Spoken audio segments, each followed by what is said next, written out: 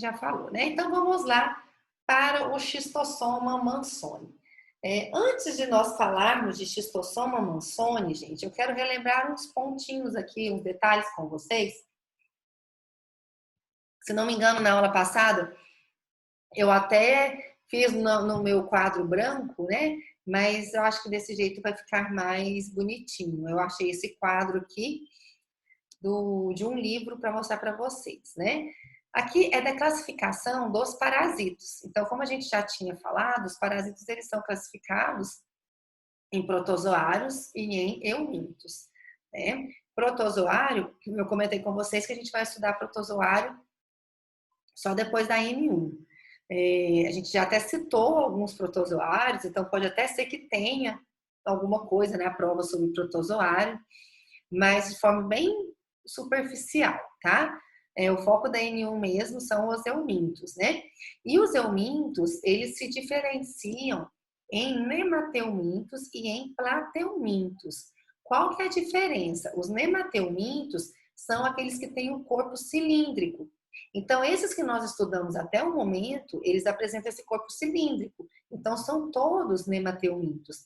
Então, ascaris, tricúris, enteróbios, ancilostomídeos, estrongilóides, todos são nemateumintos, tá? E aí agora nós vamos começar a estudar os plateumintos. Quem são os plateumintos? Os plateumintos são os que têm o corpo achatado. Então, os plateumintos que têm o corpo achatado, eles se diferenciam em dois grupos: os trematódios e os cestódios. Os trematódios é o que tem a forma de folha, que é o Schistosoma mansoni, que é o que a gente vai estudar primeiro, que a gente até começou a estudar na aula passada, né? Os cestódios já são os que têm o corpo em forma de fita, que tem o corpo segmentado. Então, a Atênia, né, que tem o corpo segmentado, ela é um cestódio, tá? Então, a Atênia, ela tem o corpo achatado e segmentado em proglotes. Então, esses são os cestódios, né? E o Schistosoma mansoni é um exemplo clássico que nós temos de trematóides. Então, aqui foi a imagem que eu mostrei para vocês, né, de um ovo de Schistosoma mansoni. Que aí também é uma imagem que não tem como esquecer, que não tem como confundir, que eu tenho certeza que ninguém vai errar isso na prova, né? Os ovos de Schistosoma, eles são grandes, é o maior ovo de euminto que nós temos, e eles têm essa espícula aqui, ó. Então, isso é o que caracteriza o ovo de Schistosoma mansoni, tá? Então, ele é muito grande, bem maior que os outros e tem essa espícula. Então, aqui nós temos outra imagem de um ovinho, né, de Schistosoma mansoni. E aí, uma pergunta que eu tenho para vocês, porque nós já falamos sobre Schistosoma mansoni. Qual que é a forma de transmissão de Schistosoma mansoni? A doença chama esquistossomose. Como que é? Isso aí, ele penetra na pele. Ele O penetra... cara muito. Hã? O cara, no caso do xistosoma, tem que ter um intermediário aí, né? Sim. Então, aqui, né, nós temos o ciclo de um parasito. Esse ciclo do Schistosoma mansoni, ele é um ciclo heteroxeno, tá? Então, como ele é heteroxeno, ele tem dois hospedeiros. Então, um vai ser o hospedeiro definitivo e outro vai ser o hospedeiro intermediário. Vamos lá relembrar o ciclo da esquistossomose para vocês lembrarem aí a forma de transmissão, né? Alguns de vocês comentaram aí, falaram no grupo sobre que a cercária penetra na pele. É exatamente essa forma de transmissão. Então, a transmissão da esquistossomose é a penetração da larva cercária na pele ou mucosa, tá? Por que eu falo mucosa? Porque caso a pessoa ingira essa larva, ela pode penetrar na mucosa oral e atingir a corrente sanguínea. Então, como a Tânia e a Cassiane aí falou, né? O paciente doente, ele libera os ovos nas fezes. Então, na forma de diagnóstico, né, a gente consegue ver os ovos nas fezes do paciente. Tá aqui o Schistosoma mansoni, um ovo grande com a espícula, né? Esses ovos, gente, eles precisam atingir a água. Eles precisam atingir água doce, precisam atingir regiões alagadiças. Por quê? Porque para ele completar o ciclo de vida dele, ele precisa penetrar no caramujo. E o caramujo, ele fica nessas regiões úmidas, ele fica nessas regiões alagadiças, tá? Então, esses ovos, eles vão atingir a água doce, lembrando, não é água salgada. E aí, quando esses ovos atingirem a água, eles vão liberar a larva. Aí o ovo vai eclodir e liberar a larva, que a gente chama de miracídio. O que o miracídio faz? O miracídio, ele tem cílios. E aí ele consegue se locomover ali nessa água. E o caramujo, ele libera substâncias que atraem o miracídio, tá? Então, esses miracídios, eles vão ser atraídos para o caramujo. Quando ele chega lá no caramujo, ele penetra nas partes moles do caramujo, assim como a Daiane está relembrando muito bem, né? O miracídio, ele penetra nas partes moles do caramujo. E lembrando, gente, tudo é espécie específica, tá? Não é qualquer caramujo que vai ser o hospedeiro do Schistosoma mansoni. É um caramujo de um gênero que chama Bionfalaria, né? Então, esse caramujo é que o miracídio consegue penetrar. Dentro do caramujo, ele se desenvolve em esporocistos. Então, o miracídio, ele começa a multiplicar ali dentro desse caramujo, nesses esporocistos. Até que vai sair do caramujo a cercária. Então, a cercária, ela vai abandonar o caramujo e vai voltar para a água doce. E vai nadar livremente. Lembrando, gente, a cercária, ela é microscópica, tá? Girino não é cercária, tá? A cercária é microscópica. E aí, se tem uma pessoa em contato com essa água, nadando, ou às vezes está trabalhando em uma região alagadiça, né? Enfim, colocou a pele nessa água que está contaminada com essas cercárias. O que a cercária vai fazer? Ela vai penetrar na pele ou na mucosa. Como que ela penetra? A cercária, ela libera enzimas que conseguem perfurar a pele e atingir a corrente sanguínea. Da corrente sanguínea, né? Essa larva, ela de cercária, dentro do humano, ela vai se transformar em esquistossomos. Por isso que a doença chama esquistossomose. Porque a forma que a gente encontra no humano são os esquistossomos, tá? Aí esses esquistossomos, eles vão disseminar pelo sangue até atingir o fígado.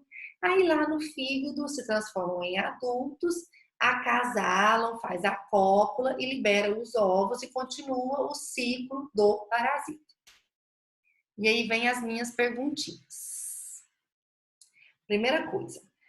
Lá no início do semestre, quando a gente falou de epidemiologia das parasitoses, né?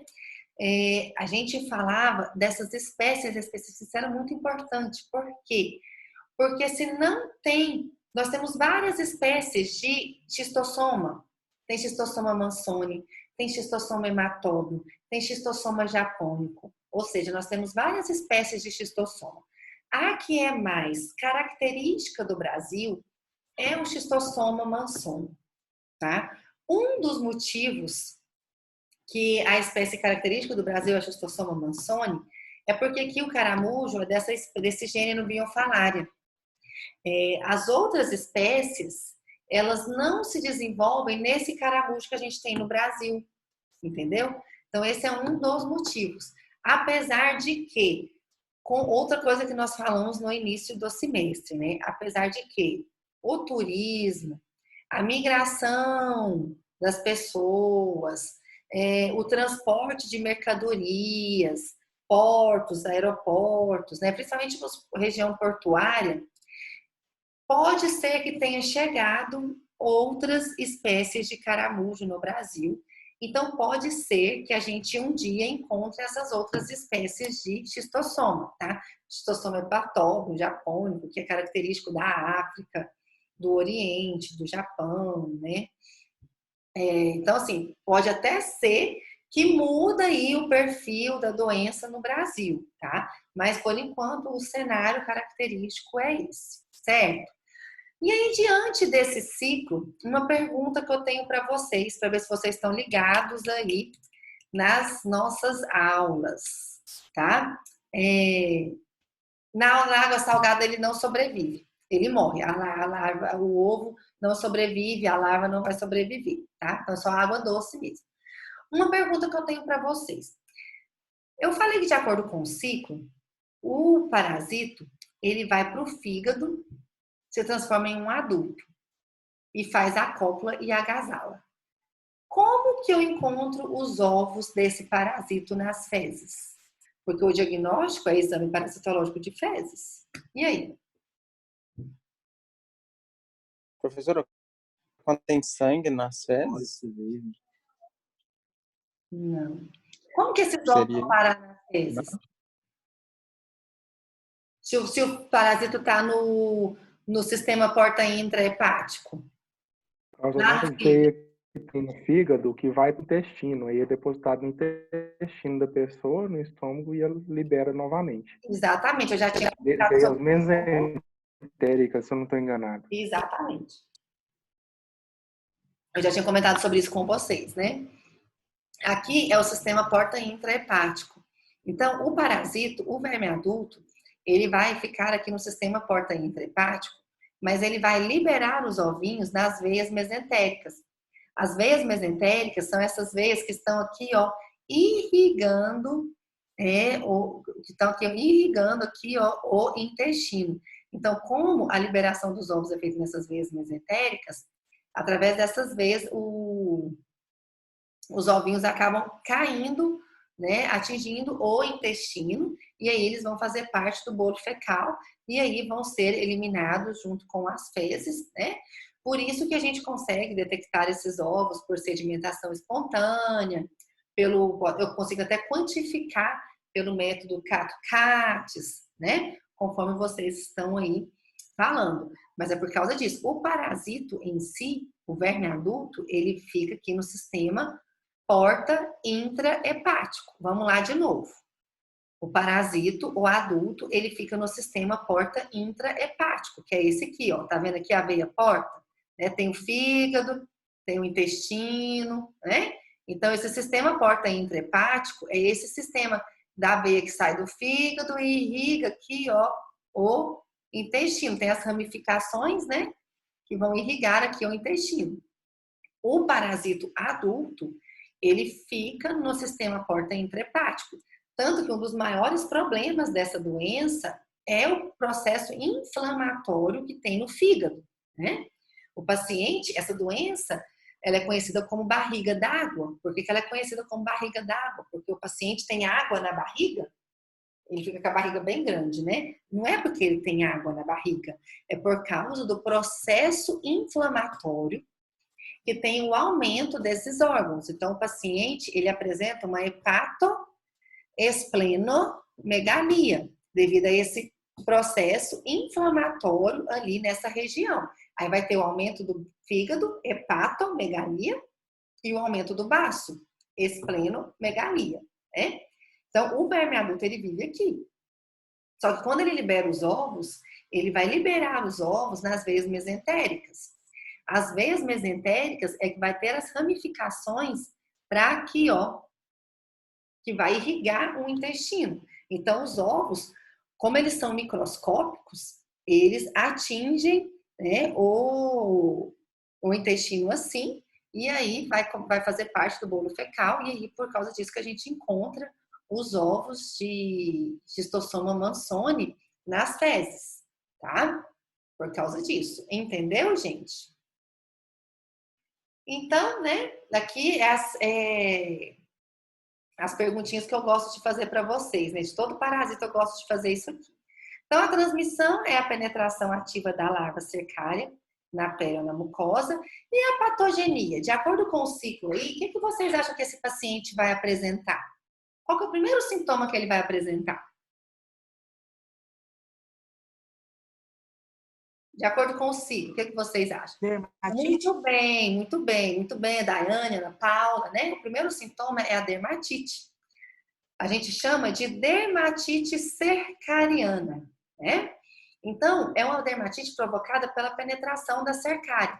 Então, no local em que ela penetra, vai coçar, vai ficar vermelho, vai inchar, como se o mosquitinho tivesse picado, né? Então, a dermatite cercariana, ela é caracterizada pelo prurido, pelo eritema, pelo edema, essas pequenas pápulazinhas que ficam ali no local em que ela penetra, né? Beleza. Aí a cercária atingiu corrente sanguínea. E aí? O que mais que o paciente pode apresentar? Aí agora ele vai atingir corrente sanguínea até chegar no fígado, né? Então aí ele já não é mais cercária. Agora ele já vai ser esquistossomos. Então agora, outro sintoma o segundo sintoma que o paciente vai apresentar é devido aos esquistossomos, certo? E aí esse esquistossomos ele vai migrando, né? Então é nesse momento em que o paciente, né, vai ter as manifestações do processo inflamatório. Né? Aí é onde o paciente vai ter a esplenomegalia. O que é esplenomegalia mesmo? Esplenomegalia, o que é? O que é espleno? Aumenta o tamanho do fígado. Espleno é baixo, tá? Megalia, mega, espleno Do baixo, é hepatomegalia. Hepatomegalia, que é o aumento do fígado, né? Então, a Que é o aumento do fígado. hepatoesplenomegalia aumenta os dois. Hepatoesplenomegalia aumenta baixo, aumenta fígado, certo? Além disso, tem o processo inflamatório, então o paciente pode apresentar uma linfadenopatia, pode apresentar aumentos de linfonodo, né, por causa desse processo aí da resposta imunológica contra esses esquistossomos. Além disso, o paciente pode ter uma febre, pode ter uma eosinofilia, sim, devido à resposta imunológica contra este parasito, né? Aí, beleza. O parasito agora vai lá no fígado, se transforma no verme adulto e começa a liberar os ovos, né? Aí, gente, o verme adulto, quando ele está vivo, ele expolia. O que é expoliar? Ele retira os nutrientes do hospedeiro, né? Então, o Schistosoma mansoni, ele consome uma média de 2,5 miligramas de ferro por dia, tá? Isso é algo bem significativo. A nossa absorção de ferro é muito pequena. De todo o ferro que a gente ingere por via oral, a nossa absorção é muito pequena. Geralmente a gente absorve mais ou menos em torno disso por dia. Ou seja, o ferro que a gente absorve, o xistossoma vai lá e tira, expolia, né? Pega para ele, né? Então, esse já é um problema dessa doença. Então, o paciente já tem aí, né? Pode apresentar uma anemia ferropriva por causa disso. Mas mesmo depois de um tempo, esse parasita ele vai morrer, né? E mesmo depois de morto, o danadinho provoca problema. Por quê? Porque ele está ali no fígado. E aí, ele é um euminto. Euminto, ele é grande. E a resposta imunológica pode gerar um granuloma, um processo inflamatório ali no fígado. Então, mesmo depois de morto, o processo inflamatório ainda vai existir. Por quê? Porque o nosso sistema imune, ele precisa eliminar tudo que é estranho. Só que o euminto, ele é grande demais para ser fagocitado. Mas o nosso sistema imune tenta. Então, gera lesões no fígado, gera esse processo inflamatório no fígado. Então, um dos grandes problemas do Schistosoma mansoni, tá? É essa questão do processo inflamatório, né? Da hepatoesplenomegalia. E aqui eu mostrei para vocês, né? E aí, vamos lá para o diagnóstico. O diagnóstico a gente já comentou. Bom, é a conversa paralela aí, né? Tô de olho em vocês, viu? O diagnóstico, gente, ele tem um diagnóstico clínico. O que é o diagnóstico? Qual seria o diagnóstico clínico da esquistossomose? O que vocês acham? Que entra no diagnóstico clínico? Alguém? Diagnóstico clínico.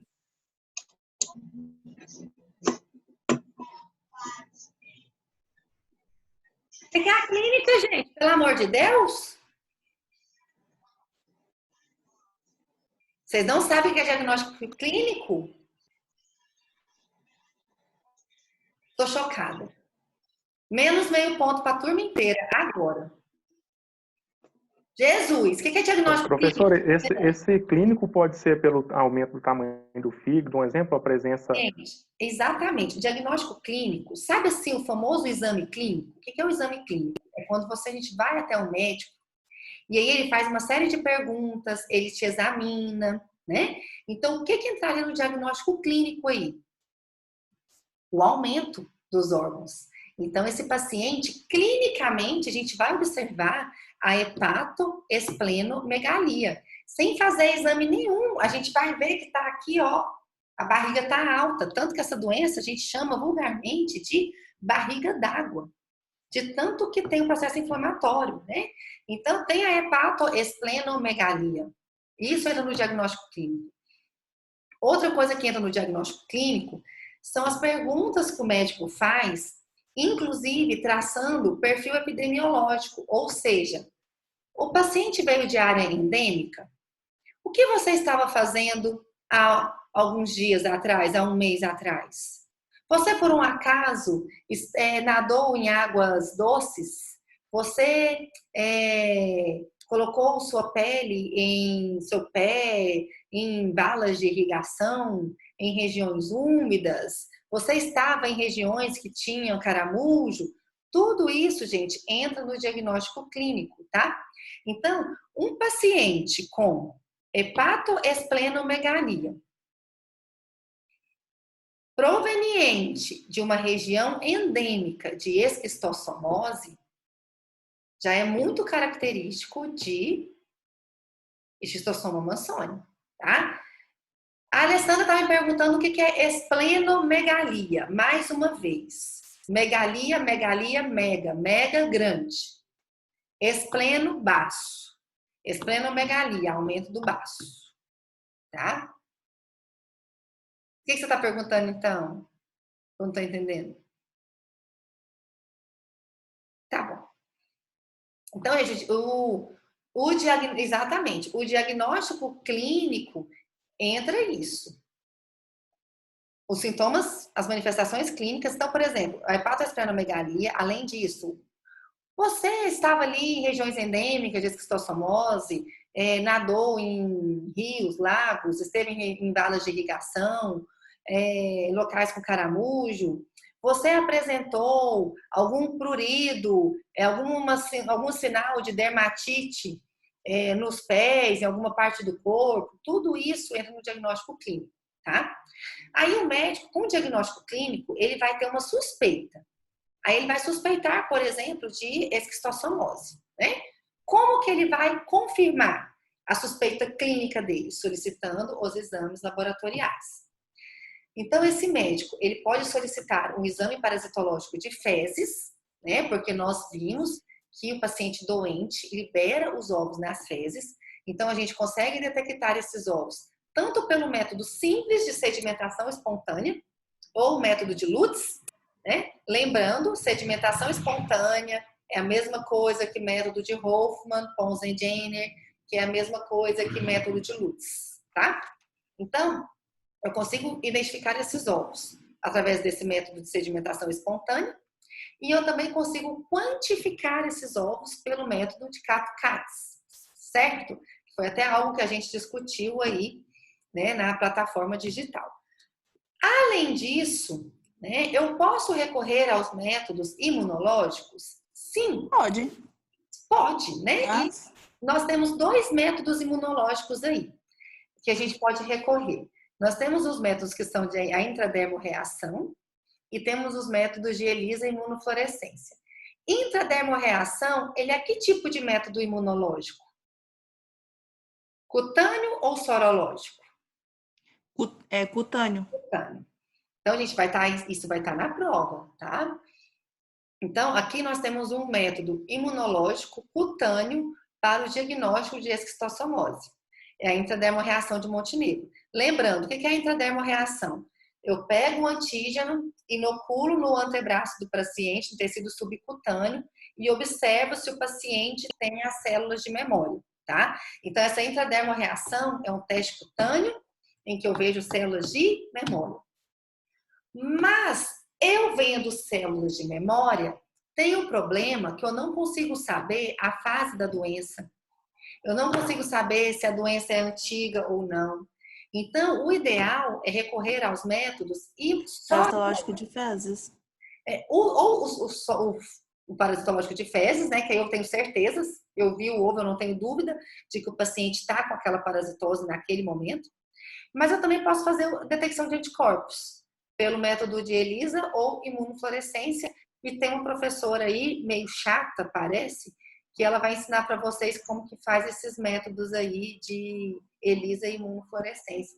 Mas é um método... Ela fala dela na terceira pessoa. Ela é uma ótima pessoa? Ah, então vou fazer questão de conhecê-la depois, né, para ver se eu gosto dela mesmo.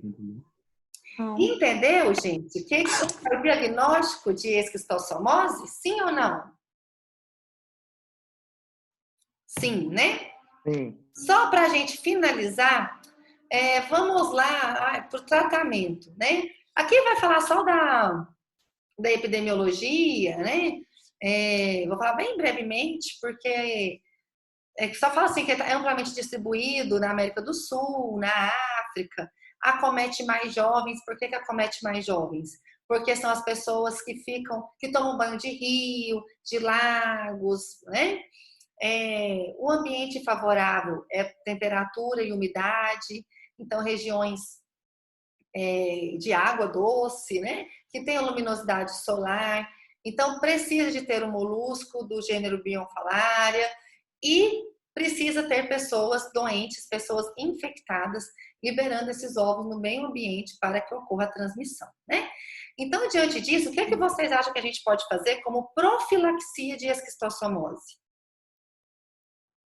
Matar os caramujos. Pode ser uma medida profilática, eliminar os moluscos, Prevenir nadar em água doce. evitar tomar banho de água doce em regiões endêmicas, né? Só que aí nós temos um problema que tem pessoas que trabalham em valas de irrigação, quem trabalha com plantação, né? E quem trabalha em valas de irrigação, o que essas pessoas vão ter que fazer? Usar botas. Usar botas, Alta. né? Então, quem trabalha em regiões alagadiças tem que proteger os pés, os membros. Não pode matar os infectados, Paulo. Não pode, tá, gente? Nós temos tratamento para esquistossomose, tá? Então, não vamos matar o povo, não. Vamos tratar, né? O molusco a gente pode matar à vontade. O humano a gente não pode. Outra forma de prevenção, então, eu acabei de falar, né? Tratar o doente. Se você trata o doente, não tem pessoas doentes. Se não tem pessoas doentes, não tem ovos sendo liberados no meio ambiente. Outra forma de profilaxia também está relacionado com saneamento básico e rede de esgoto. Porque se tem saneamento básico e rede de esgoto, os ovos não vão parar nos rios e nos lagos. Certo, gente?